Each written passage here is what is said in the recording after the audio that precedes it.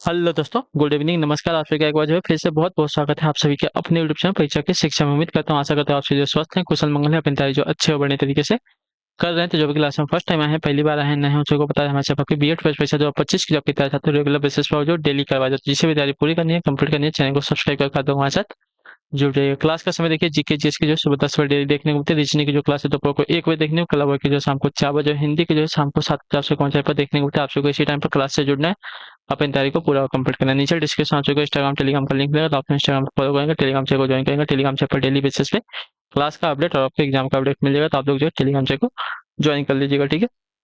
चलिए class start करेंगे।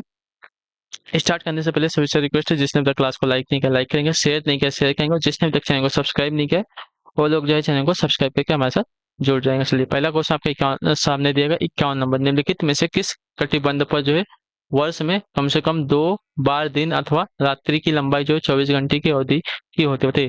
निम्नलिखित में से किस कटिबंध पर जो है वर्ष में कम से कम एक बार जो है दिन अथवा रात्रि की जो लंबाई है 24 घंटे की अवधि की होती है।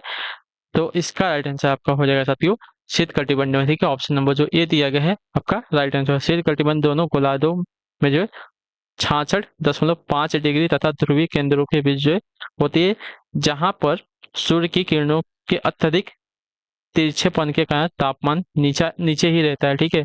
दिन तथा रात्रि की अवधि जो 24 घंटे की 24 घंटे से अधिक की होती है, ठीक है। ध्रुवों के पास 6 महीने का दिन तथा 6 महीने की रात्रि होती है। अगले क्वेश्चन की तरफ बढ़ेंगे। आपका 52 कोरोमंडल तट पर सर्वाधिक वर्षा होती है किस रीजन से? तो उत्तरी पूर्वी मानसून से, ठीक है। ऑप्शन नंबर जो सी दिया गया आपका राइट आंसर हो जाएगा, ठीक है। प्रायद्वीपीय भारत के दक्षिणी भाग को छोड़कर शरद ऋतु में हवाएं जो है महाद्वीपीय होती हैं, ठीक है, जिससे आर्द्रता की मात्रा कम पाई जाती है। अक्टूबर नवंबर में लौटते मानसून के कारण उत्तरी पूर्वी मानसून से तमिलनाडु यानी कि कोरोमंडल तट पर जो है वर्षा होती है, ठीक है, जो आंतरिक भाग में की होती है, ठीक है। अगला आपका साथियों 53 नंबर। उत्तरी पश्चिमी भारत में शीतकालीन वर्षा होती है किस रीजन से? तो आपका पश्चिमी विक्षोभ के कारण। तो ऑप्शन नंबर आपका सी राइट होगा, ठीक है। शीत ऋतु में देश के उत्तरी पश्चिमी भाग में प्रति चक्रवाती दशाएं पाई जाती हैं। शीत ऋतु सामान्यतः जो शुष्क होती है। इन दिनों उत्तर पश्चिम भारत में कुछ वर्षा पश्चिमी विक्षोभ से प्राप्त होती है, जो दिसंबर से फरवरी के मध्य इस क्षेत्र पर क्रियाशील रहते हैं, ठीक है। अगला आपका है 54 नंबर। उत्तर दीजिएगा राइट आंसर। साढ़े अट आ, कोलकाता में 88 डिग्री 30 पूर्वी देशांतर यदि सूर्योदय प्रातः 6 बजकर 10 मिनट पर होता है, तो मुंबई यानी कि 73 डिग्री 0 पूर्वी देशांतर से सूर्योदय का समय क्या होगा? तो कोलकाता में अगर 88 डिग्री 30 पूर्वी देशांतर यदि सूर्योदय 6 बजकर 10 मिनट पर होता है, तो मुंबई में 73 डिग्री 0 पूर्वी देशांतर में सूर्योदय जो है का समय क्या होगा? तो सूर्योदय का समय यहाँ पे होगा साथियों प्रातः 7 बजकर 12 मिनट, ठीक है। यदि कोलकाता में 6 बजकर 10 मिनट पर सूर्योदय हो रहा है, तो मुंबई में जो है 7 बज के 12 मिनट पर जो है सूर्योदय होगा, ठीक है। क्लियर है। चलिए अगले क्वेश्चन की तरफ बढ़ेंगे। आपका है 55 नंबर। उत्तर दीजिएगा राइट आंसर का हो जाएगा, ठीक है। चलिए इसके इसका इसका क्लियर कर लेंगे। तो देखिए क्या बोलते हैं, पृथ्वी अपनी धुरी पर जो है घूर्णन करती है। इसे प्रत्येक देशांतर को पार करने में 4 मिनट का समय लगता है, ठीक है। तो 15 देशांतर घूमने में 88 डिग्री 30, हाँ, तो उतना 15 हो जाएगा, ठीक है। उससे 15 देशांतर घूमने में 1 घंटे का समय लगता है, ठीक है। तो कोलकाता आएगा 88 डिग्री 30 ईस्ट देशांतर पर जो है 6 बज के 10 मिनट है, तो 73 डिग्री 0 पूर्वी देशांतर पर जो है यह 35 डिग्री 30 ईस्ट देशांतर होगा, ठीक है। इसलिए सूर्योदय 1 घंटा 2 मिनट बाद होगा यहाँ पे, ठीक है। चलिए इसका उत्तर देगा। निम्नलिखित कथन पर विचार कीजिए तथा कारण को ध्यान में रखकर दिए गए कोटों का सही उत्तर का चयन करना, ठीक है। कथन देगा उष्ण मध्यस्थलों का विस्तार महाद्वीप के पश्चिमी छोर पर है, ठीक है। उष्ण मध्यस्थलों का विस्तार जो है महाद्वीपीय के पश्चिमी छोर पर है। तो उष्ण मध्यस्थल महाद्वीप के पश्चिमी भाग यानी कि, और वो कथन देगा वायु भार जो है पेटिया मौसम के अनुसार उत्तर दक्षिण खिसकती है। तो पहला कथन भी आपका सही है, ठीक है। उस स्थलों का विस्तार जो है महाद्वीप के पश्चिमी छोर पर है, और वायु भार जो है पेटिया मौसम के अनुसार उत्तर दक्षिण खिसकता है। दूसरा कथन भी सही है, ठीक है। 1 मिनट रुकिए। नहीं, पहला वाला आपका असत्य कथन है शायद। क्या दिया गया देखिए, उस मरुस्थल महाद्वीप के पश्चिमी भाग 20 से 30 डिग्री जो है नॉर्थ साउथ पर पाए जाते हैं, ठीक है। पश्चिम छोर पर नहीं पाए जाते, नॉर्थ साउथ पर पाए जाते हैं, तो आपका गलत हो जाएगा, ठीक है। प्रति चक्रवाती वाष्पीकरण एवं अन्य कारण भी जो है दक्षिणायन के कारण खिसकती है, तो ये वाला तो आपका सही है, ठीक है। ये असत्य है किंतु आर आपका सत्य है, ठीक है। कथन सत्य है, कारण आपका सत्य है। अगला क्वेश्चन आपका साथी है 56 नंबर। किसी नदी के खड़े पार्श्व वाली गहरी व संकीर्ण घाटी को कहते हैं क्या? तो उसे कहा जाता है साथियों महाखड्ड, ठीक है। ऑप्शन नंबर जो डी दिएगा आपका सामान्य रूप से बहुत गहरी तथा संकरी घाटी को जो है गार्ज कंदरा यानी कि महाखड्ड कहते हैं, ठीक है। महाखड्ड भी आकार की घाटियों के रूप में होते हैं जिनमें किनारे की दीवारें अत्यंत खड़े ढाल वाली होती है, ठीक है। अगला क्वेश्चन आपका 57 नंबर है, उत्तर दीजिएगा, अल्टेंसा का हो जाएगा, ठीक है। 57 भारतीय संविधान में मूल कर्तव्यों की संख्या कितनी है? तो भारतीय संविधान में मूल कर्तव्यों की संख्या आपकी 11 है, तो ऑप्शन आपका बी राइट हो जाएगा, ठीक है। अगले क्वेश्चन की तरफ बढ़ेंगे, आपका 58 नंबर उत्तर देने की कोशिश कीजिएगा। राइट आंसर, भारतीय संविधान में संविधान संशोधन की प्रक्रिया किस देश से ली गई है? तो यह ली गई थी साथियों आपकी दक्षिण अफ्रीका से, ठीक है। ऑप्शन नंबर जो डी दिया गया है आपका राइट आंसर होगा, ठीक। भारतीय संविधान में संविधान संशोधन की प्रक्रिया आपकी दक्षिण अफ्रीका के देश से ली गई। अगले क्वेश्चन की तरफ बढ़ेंगे, 59 नंबर उत्तर दीजिएगा राइट आंसर। भगवत गीता किस ग्रंथ का भाग है? तो भगवत गीता जो है आपका भाग हो जाएगा यहाँ पे महाभारत का। ऑप्शन नंबर जो सी दिया गया है आपका राइट आंसर होगा, भगवत गीता जो है महाभारत का भाग है। क्लियर होगा इसके बारे में? चलिए अगले क्वेश्चन की तरफ बढ़ेंगे, आपका है 60 नंबर। निम्नलिखित में अशुद्ध कौन सा? ठीक है, विकास, प्रशंसा, दुष्कर, शुश्रूषा। तो यहाँ पे जो दिया गया है शुश्रूषा, इसकी वर्तनी आपकी अशुद्ध है, ठीक है। क्लियर है, विकास, प्रशंसा, दुष्कर की वर्तनी आपकी शुद्ध है। अगला क्वेश्चन आपका है 61 नंबर।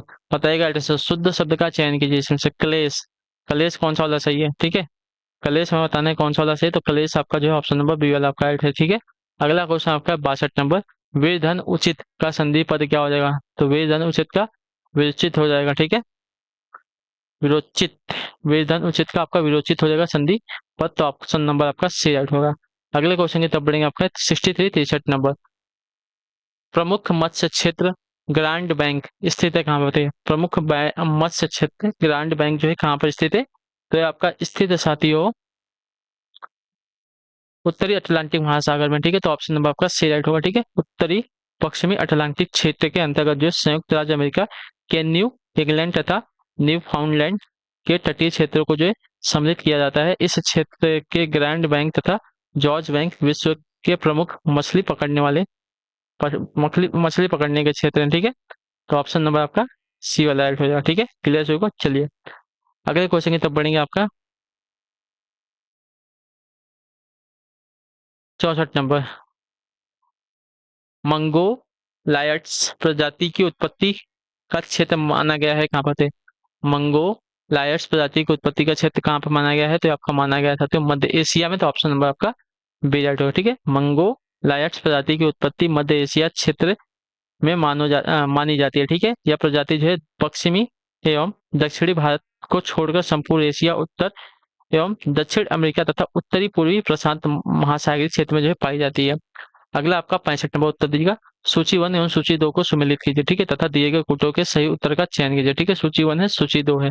देश दिया गया है सूची में 1 में, और सूची 2 में आपका कृषि उत्पादन दिया गया। ऑस्ट्रेलिया, ऑस्ट्रेलिया किसके उत्पादन में अग्रसर है? तो ऑस्ट्रेलिया जो है गेहूं के उत्पादन में अग्रणी है। मिस्र की बात करें तो मिस्र में जो सबसे ज्यादा होता है कपास की खेती, ठीक है। क्यूबा में आपकी गन्ने की खेती सबसे ज्यादा होती है, ठीक है। और बांग्लादेश में जो है जूट की खेती होती है, ठीक है। क्लियर सभी को? 3, 4, 2, 1 आपका सही मिलान है, ठीक है।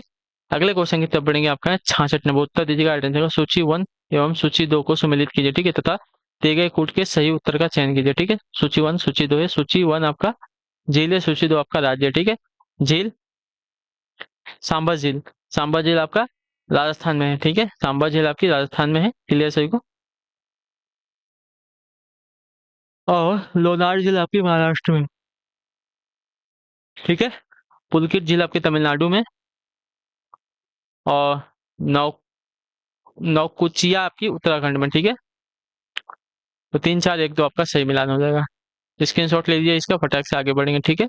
सांबा झील राजस्थान, लोनार महाराष्ट्र, पुलकित आपका तमिलनाडु और नौकुचिया झील आपके उत्तराखंड में स्थित है। चलिए अगला आपका साथियों 67 सूर्य के निकटतम ग्रह कौन सा है? तो सूर्य के निकटतम ग्रह की बात करेंगे तो आपका राइट आंसर हो जाएगा यहाँ पे बुध। ठीक है, ऑप्शन नंबर आपका बी राइट होगा। क्लियर सभी को। चलिए अगले क्वेश्चन की तरफ बढ़ेंगे। आपका है 68 नंबर। अड़सठ वायुमंडलीय संरचना में निम्नलिखित में से किस गैस का सर्वाधिक भाग है? तो आपका राइट आंसर होगा नाइट्रोजन का। ठीक है, ऑप्शन नंबर जो बी दिया गया आपका राइट आंसर होगा। क्लियर, वायुमंडलीय की रचना में मुख्य रूप से नाइट्रोजन 78.08% तथा ऑक्सीजन जो है 20.94% से हुई है। ठीक है, शेष भाग की रचना आपकी ऑर्गन, कार्बन डाइऑक्साइड, रियोन, हीलियम, क्रिस्टॉन, जेनस, हाइड्रोजन आदि गैसों से हुई है। अगले क्वेश्चन की तरफ बढ़ेंगे। 69 नंबर 69 नंबर उत्तर दीजिएगा। वायुमंडल की सबसे निचली परत कौन सी है? तो वायुमंडल की सबसे निचली परत को आपका क्या कहते हैं साथियों?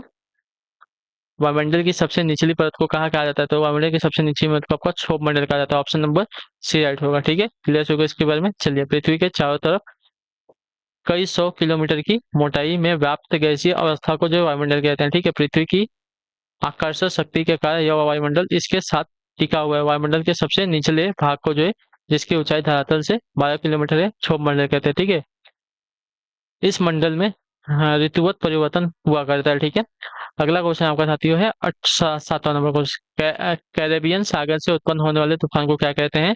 तो कैरेबियन सागर से उत्पन्न होने वाले सागर को हरिकेन कहते हैं। ऑप्शन नंबर आपका बी राइट होगा। ठीक है, क्लियर सबको। चलिए अगले क्वेश्चन की तरफ बढ़ेंगे। आपका है 71 नंबर उत्तर दीजिएगा। आंसर डोलड्रम निम्न अक्षांश रेखाओं के मध्य स्थित किसके मध्य स्थित है? तो आपका आंसर 5 डिग्री उत्तर एवं 5 डिग्री दक्षिण अक्षांश के बीच जो आपका स्थित है। ठीक है, क्लियर है। समताप रेखाओं वाले विषुवत उष्णकटिबंधीय चक्रवात इसकी बात नहीं कर रहे हैं। अच्छा, इसकी बात करें। ठीक है, डोलड्रम के भूखंड रेखाओं के दोनों ओर 5 डिग्री नॉर्थ और 5 डिग्री साउथ अक्षांशों तक जो है निम्न वायुदाब की मेखला है। ठीक है, यहाँ हवाएं प्राय शांत होती है, अतः इसे जो है शांत पेटी या डोलड्रम कहते हैं। ठीक है, डोलड्रम का विस्तार जो है प्रत्येक स्थान पर क्रमबद्ध मेखला के रूप में नहीं होता है। अगला क्वेश्चन आपका 72 नंबर फेरल का नियम संबंधित है किससे? तो फेरल का नियम संबंधित है आपका वायु संरचना से। ठीक है, तो ऑप्शन नंबर आपका बी राइट होगा यहाँ पे। क्लियर से को फेरल का नियम जिस दिशा में पवन प्रवाहित हो रही है यदि उस दिशा में मुख करके खड़े हो जाएं तो हवाएं जो है उत्तरी गोलार्ध के दाहिनी ओर तथा दक्षिणी गोलार्ध के बाईं ओर मुड़ जाती है। ठीक है, अगला क्वेश्चन आपका साथियों 73 गल्फ स्ट्रीम धारा प्रवाहित होती है किसमें? होते हैं गल्फ स्ट्रीम धारा प्रवाहित होती है किसमें? तो यह प्रवाहित होती है आपकी आंध्र महासागर के पश्चिमी तट पर। ठीक है, तो ऑप्शन नंबर आपका बी राइट होगा। गल्फ स्ट्रीम धारा अटलांटिक महासागर के पश्चिमी किनारे पर जो 20 डिग्री उत्तरी अक्षांश के पास मैक्सिको की खाड़ी से उत्पन्न होकर जो उत्तर पूर्व दिशा की ओर 70 डिग्री उत्तरी अक्षांश तक पश्चिमी यूरोप के तट पर जो है प्रवाहित होती है। ठीक है, यह एक विस्तृत धारा क्रम है जो कि विस्तृत भागों की जलवायु को प्रभावित करती है। ठीक है, अगला आपका 74 नंबर उत्तर देने की कोशिश करेंगे। वायुमंडल की ओजोन परत पृथ्वी को बचाती है किससे? तो आपका आंसर हो जाएगा पैराबैंगनी किरणों से। ठीक है, तो ऑप्शन नंबर आपका डी राइट होगा। ठीक है, क्लियर से होगा इसके बारे में। चलिए अगले क्वेश्चन की तरफ बढ़ेंगे। आपका साथियों 75 नंबर आखिरी क्वेश्चन उत्तर दीजिएगा। आंसर का निम्नलिखित कथनों पर विचार कीजिए तथा कारण को ध्यान में रखकर दिए गए कोटों का सही उत्तर दी चुनना है। ठीक है,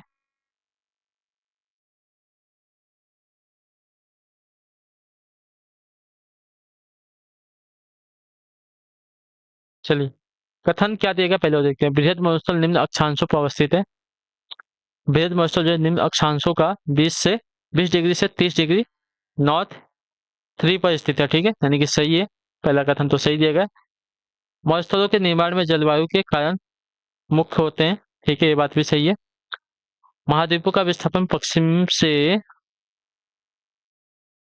हुआ है न कि उत्तर से दक्षिण की ओर। ठीक है, तो मरुस्थल का जो विस्तार है पश्चिम से दक्षिण की ओर माइनस फलस्वरूप उच्च अक्षांशों से हटकर निम्न अक्षांश, ये भी आपका सही है। ठीक है, लेकिन ए तथा आर दोनों सत्य हैं। ठीक है, ए तथा आर दोनों सत्य, परंतु आर जो है एक ही व्याख्या सही से नहीं कर रहा है। ठीक है, तो ये बात भी याद रखिएगा। चलिए तो इसी के साथ जो आपकी क्लास है आज की यहाँ पे कंप्लीट होती है। आई होप कि आपको क्लास जो साथी अच्छी लगी, पसंद है तो क्लास को लाइक कर दिए, चैनल को सब्सक्राइब कर दिया और हमें जो है कमेंट अपनी राय क्लास के बारे में दिए। आपको क्लास के इसलिए हम आपसे मिलेंगे आपकी नेक्स्ट क्लास में हिंदी वाली शाम को 7 बजे।